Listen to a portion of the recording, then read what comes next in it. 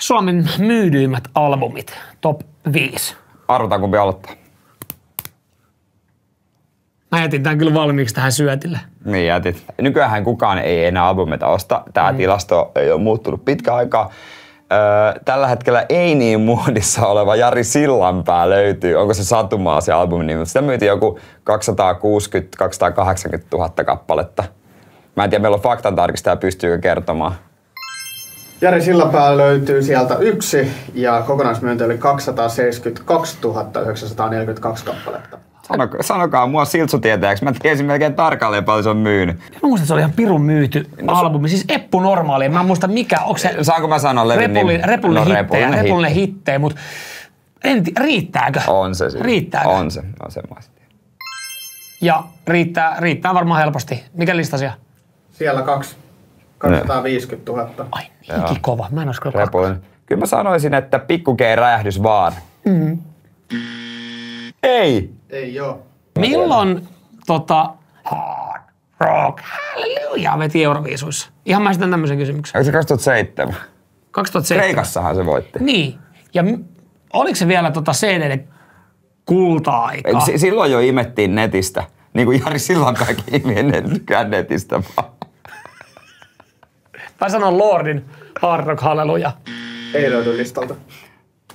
Pomp MCs In Stereo. Ei oo top 5. Siis Mestarit Areenallahan oli kovinta paskaa. paska. Mä haluaisin sanoa, että se Mestarit Areenalla levy olisi siellä.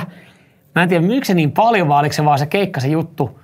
Mut Mestarit Areena porukkaan kuulu Kirka.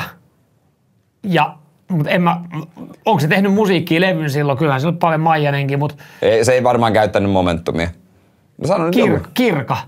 Kirka löytyy sieltä 3. Surunpyyhit silmistäni. Saat. Mut ei. Mä heitän tähän haistoon. Siellä on lastenlevy. Ella ja Aleksi. Lenni Lokin poika. Ei ole lastenlevy, mutta tiedätkö, siellä on lastenlevy. Siellä ei ole lastenlevyä, levyä, mutta siellä on Fröberin palikat. Ei nyt edes onneksi et sanonut, ei oo Fröberin palikat, koska siellä on Smurfit. Smurfit on. Smurfit. Okei, kuunnellaanko eka, oliko Fröberin palikat? Ei löydy top 5. Mutta Smurfit onko? Ei oo Smurfejakaan. Voisiko siellä olla niin jollain oudolla tapaa, että mä vähän niin kuin paljastin siihen samaan momentumiin se Mestarit Areenalla levy. Itse se levy. Mä sanon sen. Ei löydy. Vaikka se oli hyvä levy, mä sain sen lahjaksi. Se oli ihan pirun hyvä levy. Him, Razorblade Romance. Ei löydy top 5. Perkele. Tiedätkö muuten, mikä sieltä voi löytyä? No nyt sanot sit.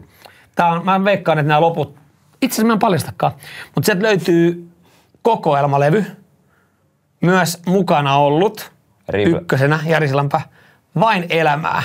Ai Vain paska elämää. marjat, niin onkin. Siellä 6. Ei oo top 5. Yes. Tiedätkö, Popeda. Ei löydy Popedaa. Otetaanko Speed Round? Otetaan. Speed. Kuvaan. Ei oo top 5. Piti ottaa, ei. Darune. Dingo! Kyllä. Siellä 4. Dingo, Kerjäläisten valtakunta. Yes. Ai saamari. Apulanta. Ei oo. Hyvä haku. Klamydia. Ei oo Klamydia.